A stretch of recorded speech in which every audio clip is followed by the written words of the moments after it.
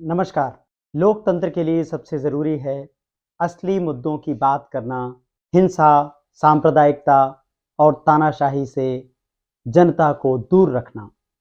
लोकतंत्र में जितनी भूमिका सरकार की है, उतनी ही विपक्ष की है। दुनिया का कोई भी लोकतंत्र बिना मजबूत विपक्ष के खूबसूरत लोकतंत्र नहीं बदल सकता। दुनिया का कोई भी लोकतंत्र जब तक अनसुनी आवाज़ों को जगह नहीं देगा, जब तक बुनियादी मुद्दों को जगह नहीं देगा, वह कभी भी खूबसूरत लोकतंत्र में नहीं बदल सकता। याद कीजिए, कुछ वक्त पहले अमेरिका में पुलिस अत्याचार की खबरों के बीच किस तरह से जब जनता सड़कों पर उतरी तो पुलिस अधिकारियों को घुटनों के बल बैठकर माफ़ी मांगनी पड़ी। लोकतंत्र की खूबसूरत तस्वीरों में से वह तस्वीर है माफ़ी, जिसमें आप जनता से अपनी गलतियों के लिए क्षमा मांगे। इससे कोई फर्क नहीं पड़ता कि आप कौन हैं। आप प्रधानमंत्री हैं, आप पुलिस अफसर हैं, या आप कितने भी शक्तिशाली नेता दुनिया के हों, लेकिन अगर आपको लगता है कि कुछ गलत हो रहा है तो क्षमा मांगनी जरूरी है। भारत में इस वक्त जिस तरह की राजनीति हो रही है, उसमें क्षमा, प्रेम और बुनियादी मुद्दों के लिए कोई जगह ही नहीं बनती नजर आती। आप बताएं कि इस वक्त मुद्दा क्या है? चारों तरफ राम के नाम पर एक ऐसी राजनीति करने की कोशिश की जा रही है जिसका लोकतंत्र में कोई स्थान नहीं है। राम मंदिर बन गया, यह बात यहीं खत्म होनी चाहिए। लेकिन आप देखें कि राम को उस काम के लिए इस्तेमाल किया जा रहा है जिसका आधुनिक समय में, आधुनिक लोकतंत्र में, एक रोशन लोकतंत्र में कोई स्थान नहीं है। राम का राम राज्य क्या है? राम का राम राज्य कल्याण का है। उसमें कल्याण की जगह है। जो नारे लगाए गए कि राम आएंगे, राम आ गए, तो क्या लेकर राम आए हैं? राम हिंसा लेकर आएंगे? क्या राम दूसरे के हक पर ताला डालने के लिए आएंगे? राम आखिर किस लिए आएंगे और राम आखिर क्या चाहते हैं? आप में से जो भी लोग लोकतंत्र के बारे में विचार करते हैं, आप में से जिनकी चिंता लोकतंत्र पर है, जरा सोच कर देखिए कि राम के नाम पर किस तरह की राजनीति की जा रही है। राम के नाम पर मर्यादा को हर दिन तार तार किया जा रहा है। किसानों के साथ बातचीत नहीं हो रही है। खनौरी में झड़प के दौरान 23 साल के शुभकरण की मौत हो गई। 4 भाई बहनों के परिवार में शुभकरण अकेले भाई थे। अब इस परिवार से पूछना चाहिए कि इस हिंसा के लिए वह किसको जिम्मेदार मानता है। लोकतंत्र से पूछना चाहिए शुभकरण के परिवार को कि इस मृत्यु के लिए कौन जिम्मेदार है। जब किसान शांतिपूर्ण तरीके से अपना आंदोलन कर रहे हैं, तो वह लोकतंत्र के भीतर छुपी हुई कौन सी हिंसा है और कौन लोग उस हिंसा को बढ़ाने वाले हैं, जो इस आंदोलन में एक शरारत डाल रहे हैं, उसको हिंसा के लिए उकसा रहे हैं। दुनिया भर के पुलिस अफसर यह बताते हैं कि जब तक राज्य की ओर से उकसाया ना जाए, जब तक राज्य की ओर से शक्ति प्रदर्शन ना किया जाए, आंदोलनों में हिंसा होना संभव नहीं होता। तो जब किसान शांतिपूर्ण तरीके से चल रहे हैं, जब अपनी मांग के लिए आपके पास आ रहे हैं, तो आप या तो उनसे बात कीजिए या उनको दिल्ली आने दीजिए। जिस तरह उनके रास्ते में कीलें लगाई जा रही हैं, जिस तरह हेलीकॉप्टर से उनके ऊपर आंसू गैस के गोले बरसाए जा रहे हैं, उस तरह से तो हिंसा बढ़ेगी ही। तो राज्य की भूमिका क्या है? राज्य का मूल तत्व क्या है? भारत के संविधान में एक लोक कल्याणकारी राज्य की बात कही गई। यह कैसा लोक कल्याणकारी राज्य है जो अपने ही नागरिकों के विरुद्ध खड़ा हुआ है, जहां हड़ताल करने वालों को, जहां प्रदर्शन करने वालों को देशद्रोही बता दिया जाता है। प्रदर्शन करना नागरिकों का मौलिक अधिकार है। कोई भी सरकार इस मौलिक अधिकार से उनको वंचित नहीं कर सकती। तो एक तरफ सरकार अपने ही नागरिकों के विरुद्ध खड़ी है और दूसरी तरफ राहुल गांधी जिस यात्रा पर हैं, उस यात्रा में हर दिन संकट पैदा करने की कोशिश की जाती है। आप देखिए कि गोदी मीडिया लगातार राहुल गांधी जो विपक्ष की आवाज हैं और जिनकी रैलियों में आप देखें कि बुनियादी मुद्दों को सामने लाया जा रहा है, वही मुद्दे जो राम के लोक कल्याणकारी राज्य का हिस्सा है। जब तक नौकरी नहीं होगी, राम का राज्य लोक कल्याणकारी राज्य में कैसे बनेगा? केवल आप तमाशा कर सकते हैं, लेकिन इससे जनता की सूरत में कोई फर्क नहीं पड़ेगा। कल बीबीसी ने एक रिपोर्ट जारी की है जिसमें बताया गया है कि 2014 से 2022 तक के आंकड़े बताते हैं कि 7 करोड़ युवाओं ने केंद्रीय सरकारी नौकरियों के लिए आवेदन किए, लेकिन उसमें से केवल 7,22,000 लोगों को नौकरी मिली। अब आप समझने की कोशिश करें कि यह नौकरियां कहां अटक जाती हैं। बड़ी संख्या में पद रिक्त हैं, बड़ी संख्या में कहीं इंटरव्यू अटके हुए हैं, कहीं लिखित परीक्षा में मामला फंसा हुआ है। एक सरकार कैसे नौकरी की घोषणा तो करती है लेकिन नौकरियां देती नहीं। राहुल गांधी की यात्राओं में बेरोजगारी की बात सबसे बुनियादी बात के रूप में उभर करके आ रही है। इसकी आबादी, इस बब्बर शहर की आबादी 50% है। बात समझ आई? इसकी आबादी 50% है। ये कागज फिर से दिखाओ मुझे। नहीं, दूसरा वाला, नीला वाला, ये पकड़ो। इस पे दूसरा शब्द क्या लिखा है? ये क्या लिखा है? एससी। जोर से। SC, schedule caste. Schedule caste की आबादी कितनी? वो भी 15%। 15%। 50 और 15 कितना? 75, 65। 8% आदिवासियों की है। 65 और 8 कितना हुआ? 72। तो ये सुनो सुनो, इसकी आबादी 73% है। बेरोजगारी चुनावी मुद्दा क्यों नहीं है?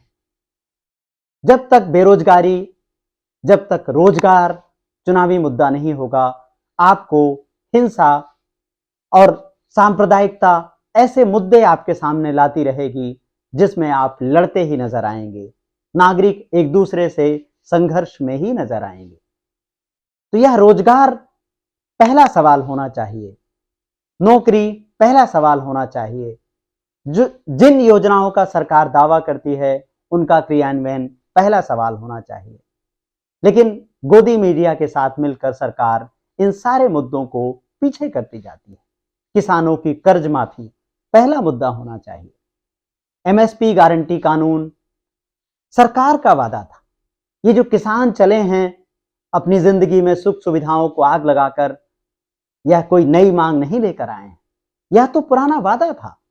सरकार को एक बार में एक वादे को निभाने के लिए काम क्यों नहीं करना चाहिए?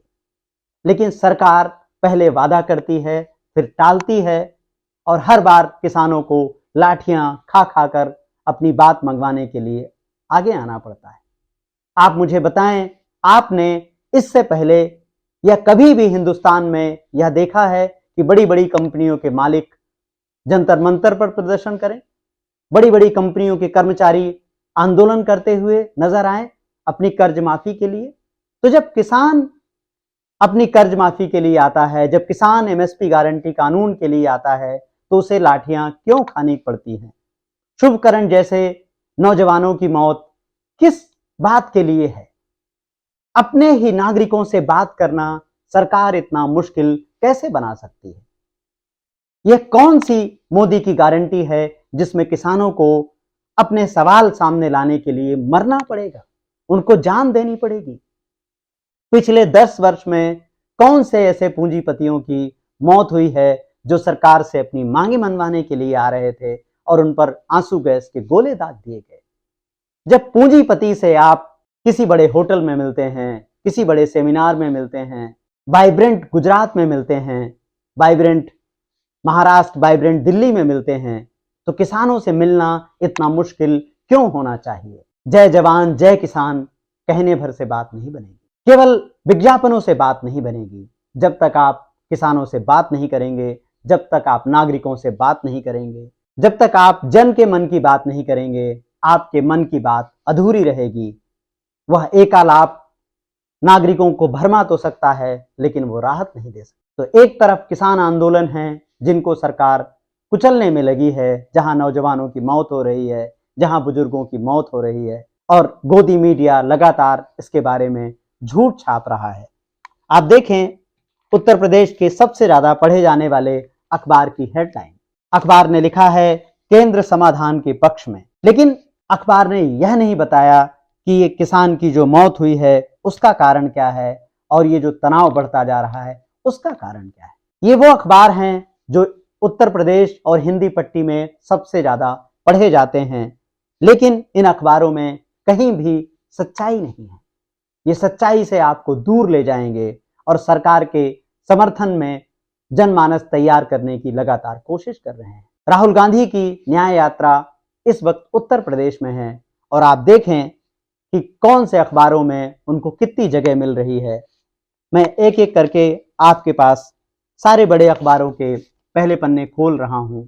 आप देखें कि इसमें कहीं कोई उनके लिए जगह नहीं है।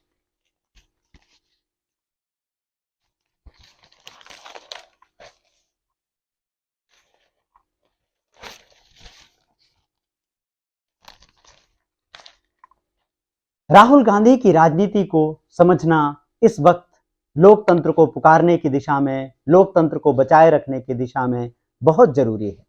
आखिर राहुल गांधी की राजनीति क्या है और राहुल गांधी क्या ऐसा काम कर रहे हैं जिसकी इस वक्त लोकतंत्र को जरूरत है। राहुल उन बुनियादी मुद्दों को आपके सामने लाने की कोशिश कर रहे हैं जिस पर बात करनी सबसे ज्यादा जरूरी है। आप देखें कि राहुल युवाओं से सीधे बात कर रहे हैं। राहुल जब जीएसटी की बात करते हैं तो आप देखें कि कितनी सरलता से नौजवानों को बताने की कोशिश कर रहे हैं कि जीएसटी में कितनी विषमताएं हैं। एक विपक्ष का नेता और क्या कर सकता है। विपक्ष का नेता समय से पहले आपको बता सकता है कि रैलियां मत कीजिए, बड़े बड़े आयोजन मत कीजिए क्योंकि कोरोना आने वाला है। विपक्ष का नेता मणिपुर की हिंसा से पहले, एक साल पहले संसद में आपको बताता है कि मणिपुर के हालात कितने खराब हैं।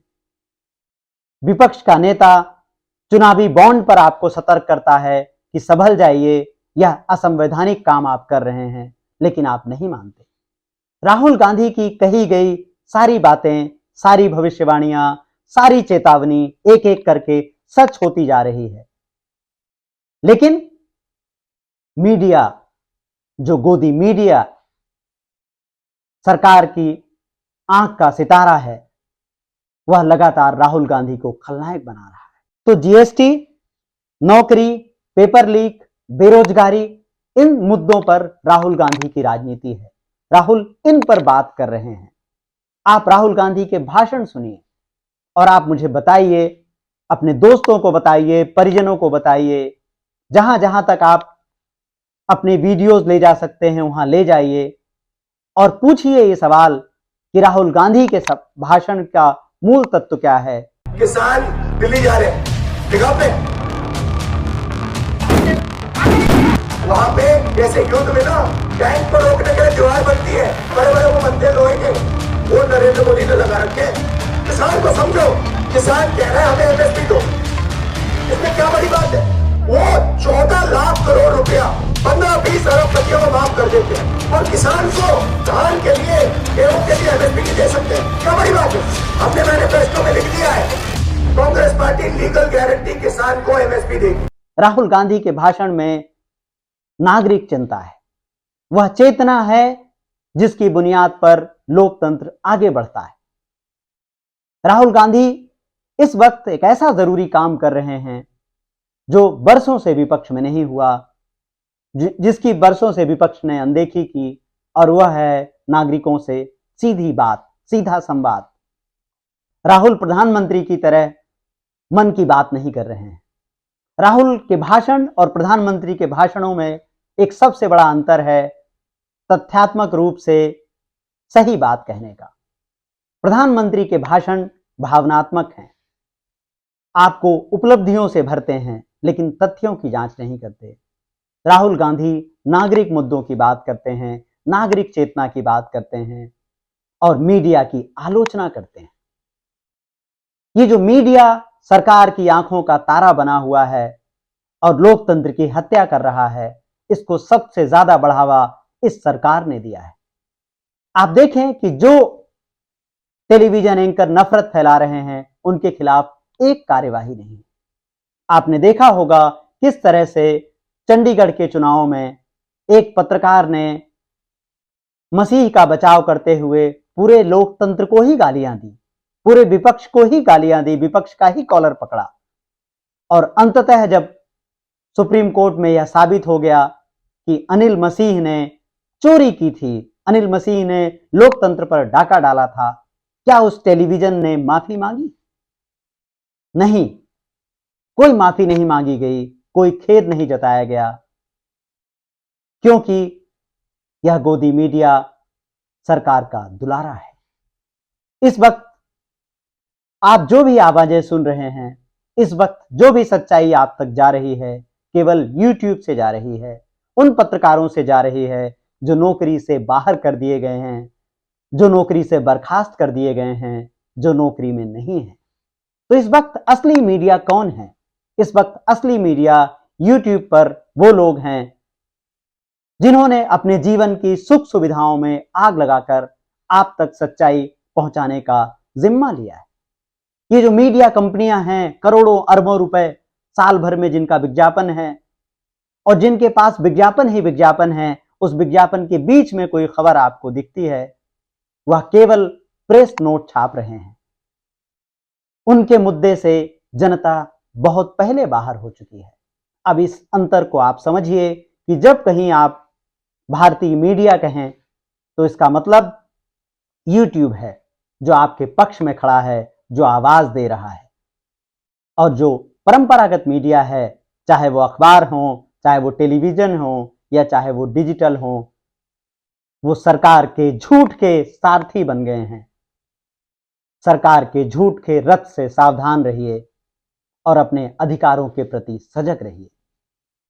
राहुल गांधी के मुद्दों को समझने की कोशिश कीजिए। और एक सुखद बात है कि राहुल गांधी की सभाओं में युवाओं की भीड़ बढ़ती जा रही है।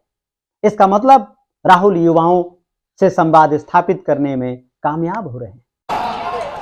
आप सब दूर दूर से आए, दिल से आपका धन्यवाद, नमस्कार, जय हिंद। भारत जोड़ो यात्रा में आपने अपनी शक्ति दी, अपना प्यार दिया, अपनी मोहब्बत दी, मोहब्बत की दुकान खोली, दिल से आपका धन्यवाद करता हूं, जय हिंद। राहुल युवाओं को वो मुद्दे समझा पाने में सफल हो रहे हैं जिन मुद्दों से लगातार युवाओं को दूर ले जाया जा रहा है। कैसे दूर ले जाया जा रहा है और इसका गोदी मीडिया का असर क्या है, इसकी छोटी छोटी झलकियां आपको दिखती होंगी। जब रैलियों के लिए हजारों लोग जा रहे हैं, ट्रेनों में जगह नहीं है और लाखों परेशानियां उनको हो रही हैं, दिक्कतें हो रही हैं, मुसीबतें हो रही हैं, लेकिन वो नारेबाजी करते हुए जाते हैं प्रधानमंत्री के पक्ष में, क्योंकि उनके दिमाग में हिंदुत्व का विचार नफरत के रूप में भरा गया है, समावेशी विचार नहीं है। कोई भी धर्म जो दूसरे धर्म को गाली दे, वह धर्म कभी श्रेष्ठ नहीं हो सकता और वह धर्म का काम ही नहीं है। धर्म का काम है लोक कल्याण करना, मंगल कामना करना और सबको साथ लेकर चलना। दुनिया का कोई भी धर्म नफरत नहीं सिखाता है, वो प्रेम ही सिखाता है। धर्म का काम ही है वो सबको साथ लेकर चले। एक ऐसा धर्म जिसमें दूसरे धर्म के लोगों के लिए जगह नहीं है, असल में उसमें उस आराध्य के लिए कोई जगह नहीं है जिसके नाम पर वह यह सब करता है। तो इस विभाजनकारी राजनीति को समझिए और विपक्ष जो कर रहा है उसको समझने की कोशिश कीजिए। तानाशाही को टक्कर कोई भी पार्टी भारत में अकेले नहीं दे सकती। इसलिए यह अच्छी खबर है कि उत्तर प्रदेश में समाजवादी पार्टी और कांग्रेस के बीच गठबंधन हुआ है। जो बड़ा है उसको लचीला होने की जरूरत है और जो छोटा है उसे समन्वय की जरूरत है। तो भारत में इस वक्त सवाल बड़ी और छोटी पार्टियों का नहीं है। भारत में इस वक्त सवाल है एक साझा मोर्चे का जो बुनियादी मुद्दों के लिए हो। तो एक तरफ राहुल गांधी और अखिलेश एक साथ आए हैं, दूसरी तरफ मार्च में पटना में तेजस्वी यादव और राहुल गांधी वामपंथी पार्टियों के साथ, वाम दलों के साथ मिलकर रैलियां करने वाले हैं। तो भारत के दो सबसे बड़े राज्यों में इस राजनीतिक चेतना को लोगों तक पहुंचाने की जरूरत है कि यहां सवाल छोटे छोटे अहंकार का नहीं है। इस वक्त लड़ाई तानाशाही से बचने की है। इस वक्त लड़ाई हमारे आजादी के दीवानों को, हमारे आजादी के शहीदों की लाखों कुर्बानियों से बने लोकतंत्र को बचाने की है। जाति, मजहब और अपने निजी विचार, निजी फायदों को एक तरफ रखिए, उनको तो कभी भी आप पूरा कर सकते हैं। बस देखने की कोशिश कीजिए कि वह कौन सी शक्तियां हैं जो आपको बांट रही हैं। अगर आप इसी तरह बंटते रहे तो बहुत मुश्किल हो जाएगा उस देश को बचा पाना जिस देश के लिए लाखों कुर्बानियां दी गई हैं, करोड़ों करोड़ों लोगों ने अपना जीवन हमेशा के लिए बलिदान कर दिया और बदले में केवल इतना ही मांगा कि हम लोकतंत्र को संभाले रखें। लोकतंत्र से प्यार कीजिए, नागरिक सवालों को आगे लाइए और नफरत की राजनीति को हमेशा के लिए अलविदा कहिए।